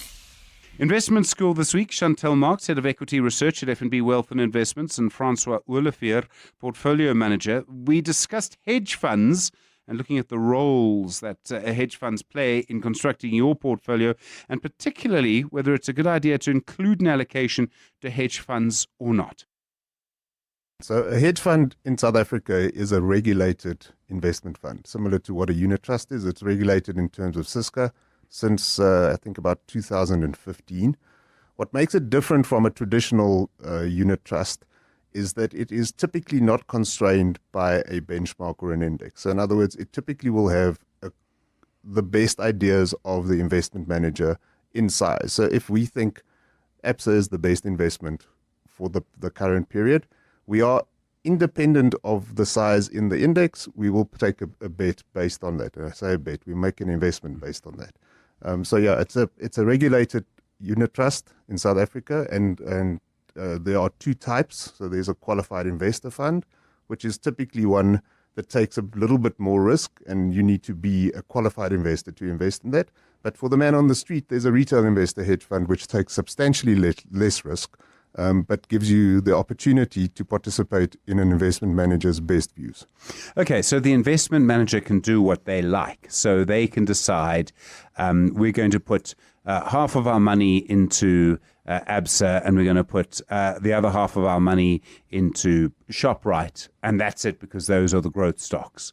Or they can decide, actually, we're going to spread it as thinly as we like or whatever. But it's up to them. There's no limit. It is up to them. There are limits. So in other words, 50-50 will not happen. Yeah. There are prudential limits about how big you can make a position. It's typically 20% of the NAV, so of the money that is in the fund. The maximum bet you can take is 20%.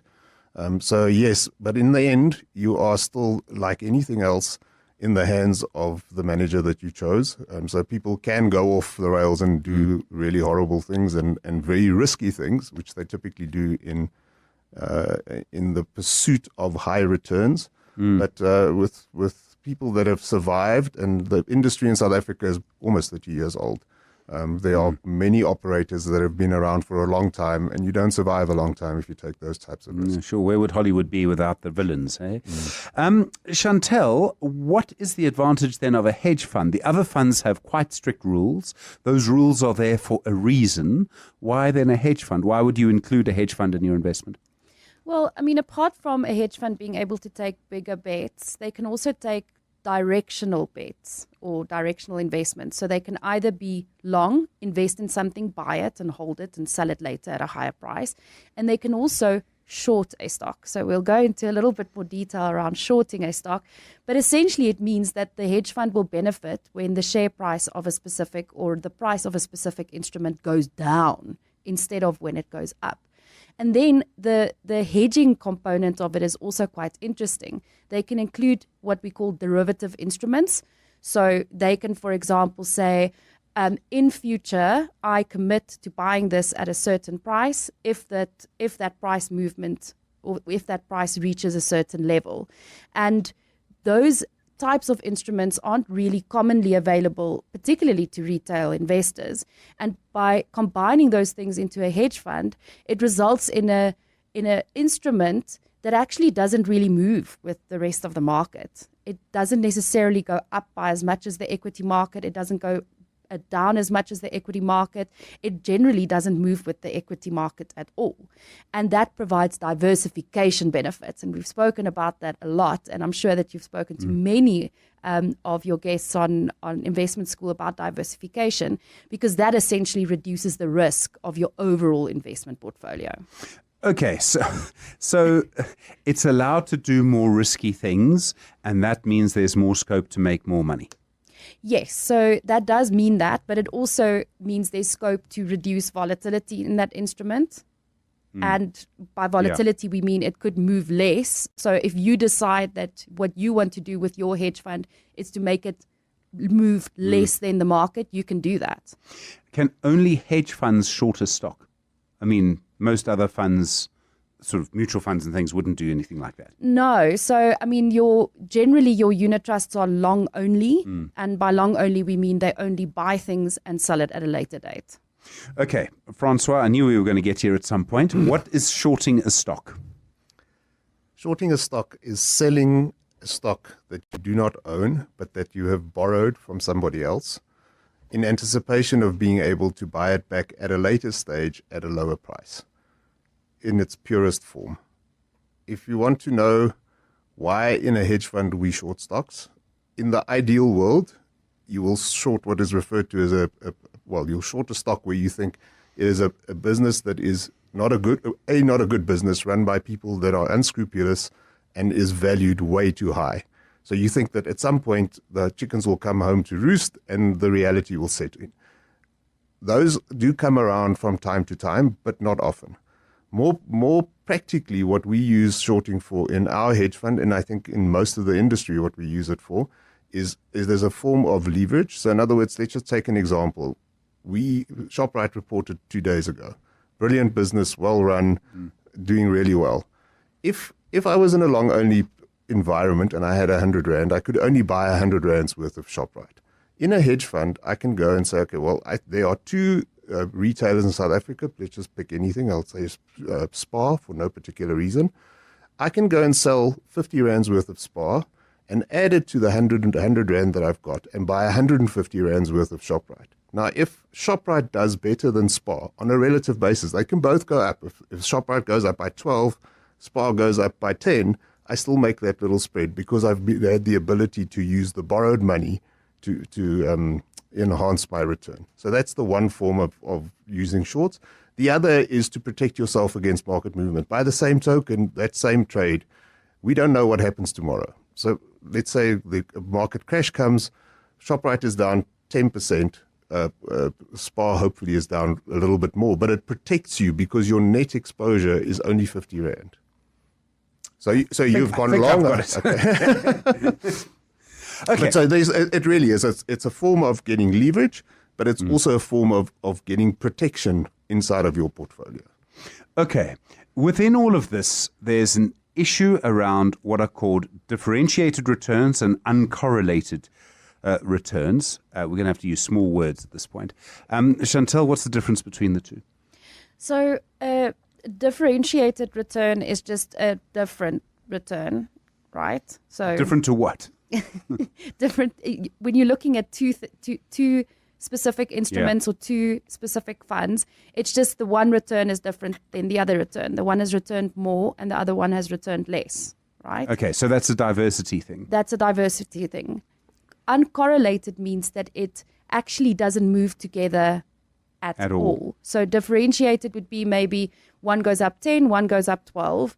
And uncorrelated will be one goes up 10% the one day, the other one's down 2% that day. The next day, the one's up 4%, the one's down 0.2%. Like they just don't move together at all. Okay, so the reason you would do that is if peace broke out in Ukraine tomorrow and you had a lot of money in European arms stocks, you would lose a lot of money.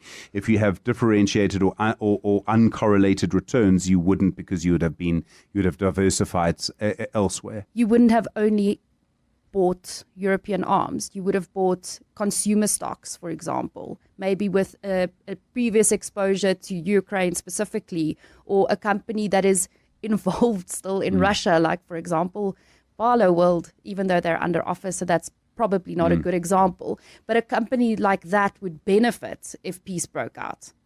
Okay. Okay, I think I get that.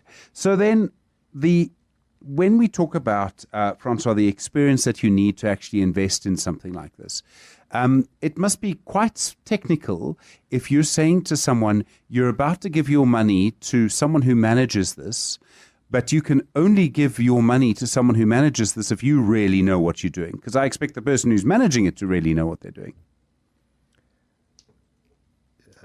Yes and no.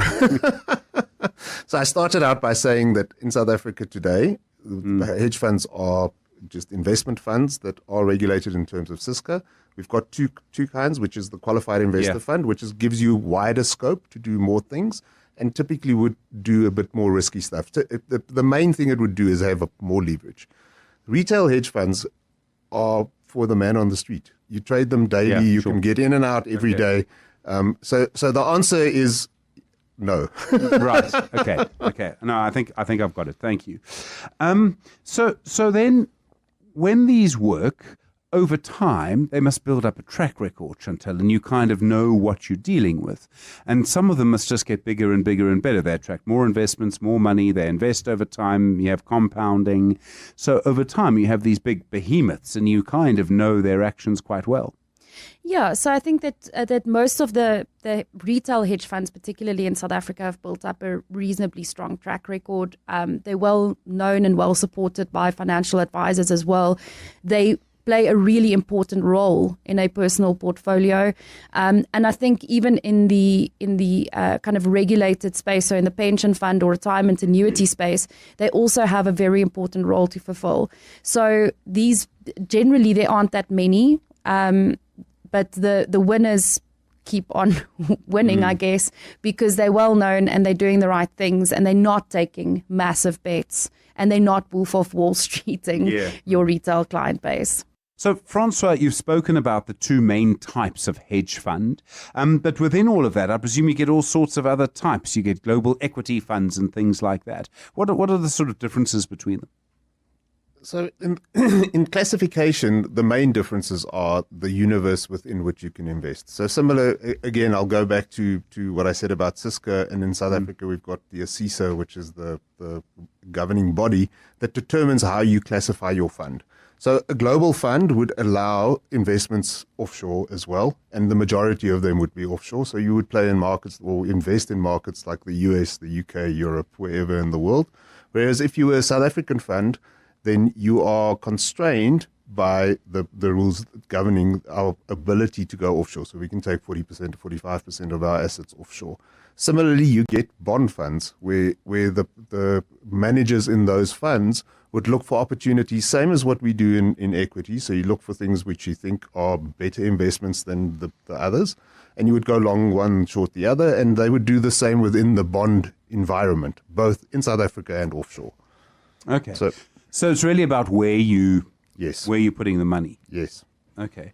And I presume, Chantel, you'll be very careful beforehand in terms of your own investment strategy of what you were looking for when you were looking at which one to go into. Yeah, so I think that when you're looking at a hedge fund, just broadly speaking, we've mentioned uncorrelated, right? But you still want to make sure that the exposure that you have is in keeping with what your own personal financial plan is and in keeping with what is in the rest of your portfolio. But I think it's actually probably a good idea to have more than one hedge fund, and probably a good idea to have more than one hedge fund. Have those hedge funds have different strategies as well and different exposures as well. It will continue to add to that diversification benefit. So the big plus about having this in your portfolio is that it brings the old phrase is alpha, I suppose, is that because there's very clever people managing it to understand risk, and because they're also trying different things, you've got much greater potential of actually increasing your money over time. That's the real advantage of coming from this. Yeah, so I mean, there's the alpha benefit, but because of just the way that hedge funds have been almost, for lack of a better word, marketed over time, it's always marketed or thought to have a lot more risk.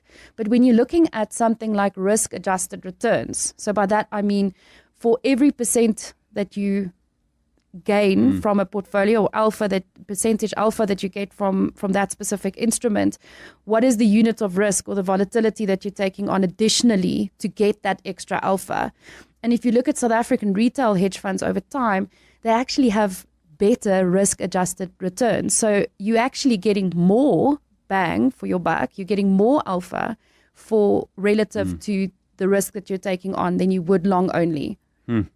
Francois, how much money is there in hedge funds in South Africa? How big is this industry here? So Navari does a survey every year. The most recent one that was published was 2024, and it's around 150 billion rand. I think the exact number was 154 billion or something like that, but call it 150 billion. And it's split roughly half and half between what is referred to earlier as the retail hedge funds and the balance as the qualified investor funds. Okay, so we're talking about significant amounts of money here. So in other words, their decisions can actually have a material impact on where money goes, how well people do, and maybe even on one or two sort of smallish industries that could start to have a big impact at 150 billion rand. Absolutely. And what you have to think about also is the 150 could be leveraged. So if you say the typical hedge fund has got 25% leverage or 50% leverage in it, you can say that number becomes 250 billion of value that is being managed by these managers. Chantel, I mean, Yes, we go to a hedge fund because we want a little bit more risk and therefore a bit more reward. But I presume regulations still apply. I mean, you can't just be a maniac when you're mad. That was Chantel Marx and Francois Olivier unpacking the role of hedge funds in constructing your portfolio. You've been listening to the best bits of The Money Show, a digest of some of the most interesting interviews from the show this week. If you'd like to hear more, please go to our website or your podcast app and search for The Money Show. Thanks very much indeed for listening. We'll be back with The Money Show on Monday at 6 o'clock. Have a good weekend. The Money Show, Stephen Grootes, is brought to you by ABSA CIB, proud sponsor of the SARA Rail Conference 2025, powering progress, connecting economies. This is EWN. Good evening, I'm Maki Malapo. The Special Tribunal has set aside an inflated 8.2 million rand tender award for the Township Awards and a subsequent agreement by the Gauteng Enterprise Propeller. The ruling is linked to a 2017 decision by the GEP Bid Adjudication Committee to approve the appointment of Oratilwe Consultants trading as exclusive management services. The tribunal says the service level agreement is invalid. This follows a probe by the Special Investigating Unit which uncovered irregularities, including that the bid submitted did not include the mandatory standard bidding document. The document was only submitted 11 months after the closing date. SIU spokesperson Keza Khayago. The SIU obtained evidence within the supply chain management unit which showed that the process was manipulated to ensure EMS was awarded the tender. Furthermore, the evidence indicated that BEC did not evaluate the bidder for price. That was done contrary to the procurement regulations. Khayago says the SIU will ensure the tribunal's order is implemented to recover public funds while it plans to offer the matter to the NPA for prosecution. Following this investigation, the SIU implemented a comprehensive consequence management process, resulting in several disciplinary referrals to the GEP. As a result of this referral, Tlalefam Mahlare, the legal service manager, was dismissed, while Nonkululeko Sontsele, the key account manager, received final written warning. 4 other officials who were also subject to the SIU referral chose to resign from the entity. We move to the Western Cape, where Cape Town police are probing at least 3 gang-related shootings in Athlone today, with one taking place right outside the local magistrate's court. A man was killed on the court's premises, and not far from the court, a man and a woman were wounded in separate shootings. Eyewitness News understands the deceased was a gang member from Hanover Park. Lauren